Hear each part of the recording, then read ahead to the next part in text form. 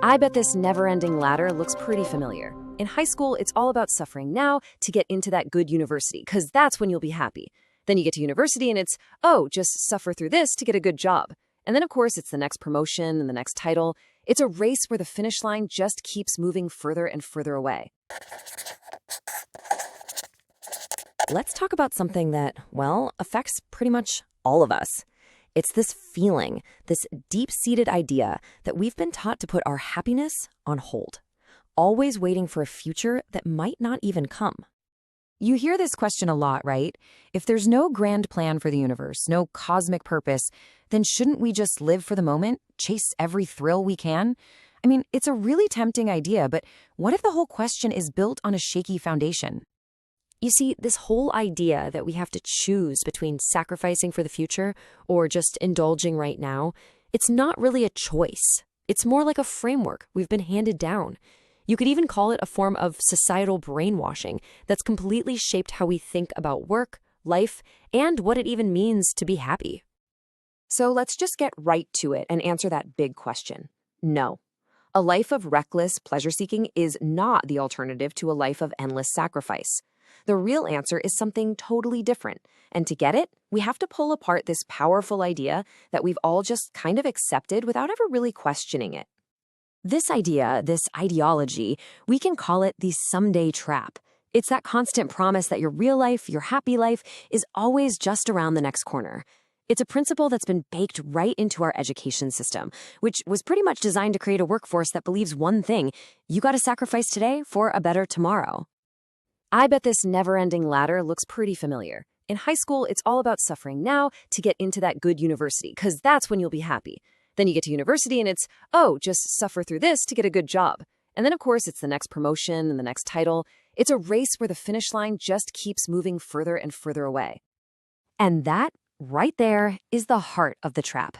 This whole system of delaying gratification just becomes a lifelong habit. We get so good at sacrificing the now that we completely forget how to actually live in it. We're always preparing for this amazing life that's supposed to start someday, but that day never really shows up. Okay, so if delaying joy is a trap, what's the other option? This brings us right back to that first question. Most of us think the only alternative is to chase pleasure, live for the weekend, the big vacation, the next thrill. But we're mixing up two things that are actually completely different. Let me paint a picture for you. Imagine the feeling of being held underwater. It's awful. It's pure suffering. Then, finally, someone pulls you up and you get that first desperate gasp of air. That moment of relief feels absolutely incredible, right?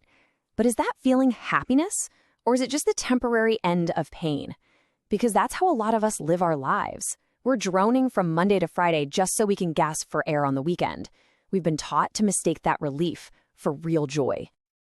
And get this, from a neuroscience perspective, these two feelings are worlds apart. What we usually call pleasure, that thrill, that excitement, that's all driven by our dopamine system. It's the reward circuit. It's intense, yeah, but it's super short-lived. True happiness, or well-being, is totally different. It's a state of calm, of contentment, and it's regulated by a different part of the brain, the prefrontal cortex. It's not a spike, it's a stable foundation. And here's where it gets really dangerous. Constantly chasing that dopamine high, that pleasure spike, it leads to addiction and this deep feeling of emptiness. The more you chase it, the more you need just to feel okay. Just think about it for a second. People who are deep in the throes of addiction, alcohol, drugs, gambling, they're not happy people. They are profoundly unhappy. It's a path to misery, not fulfillment. So if delaying joy is a trap and chasing pleasure is a dead end, what do we do? Well, the good news is that real happiness isn't something you just stumble upon. It's actually a skill.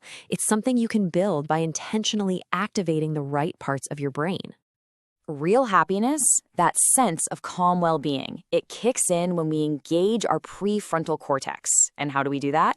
Through some really specific mental practices that are all about affirmation, affirming our own value and the value of other people. This isn't about chasing a fleeting feeling. It's about building a state of mind. So how do we actually do it? Neuroscientists have basically given us a playbook. They've pinpointed 6 core practices that light up the prefrontal cortex and build that genuine well-being. And these aren't just fluffy, nice ideas. They're concrete actions you can take inside your own mind, actively practicing forgiveness, compassion, love, acceptance, gratitude, and respect. And this part is absolutely critical. These 6 practices are not just about how you treat other people. They have to go in both directions, outward and inward. You have to practice self-compassion. You have to learn self-forgiveness and self-respect just as much as you offer those things to others. It's a two-way street, and it's essential for building a healthy mind. All right, so we've taken apart the trap, and we have the tools to build something better.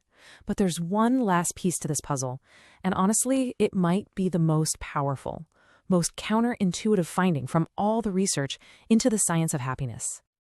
When you boil it all down, after all the studies, all the brain scans, all the research, scientists have discovered that there is one thing that stands head and shoulders above everything else, the single most effective path to our own genuine, lasting well-being.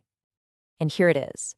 The most powerful way to make your own brain happy is to make other people happy. It turns out that happiness isn't this selfish thing we chase for ourselves. It's not about climbing a ladder or getting the next thrill. Our brains are fundamentally wired for connection. True, lasting happiness is found in kindness, in contributing, in seeing the good we can do for others.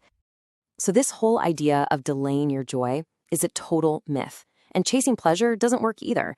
The real path is about building well-being, right here, right now, using these simple practices, which really just leaves us with one final and most important question. Forget about someday. What are you going to do today to be happy?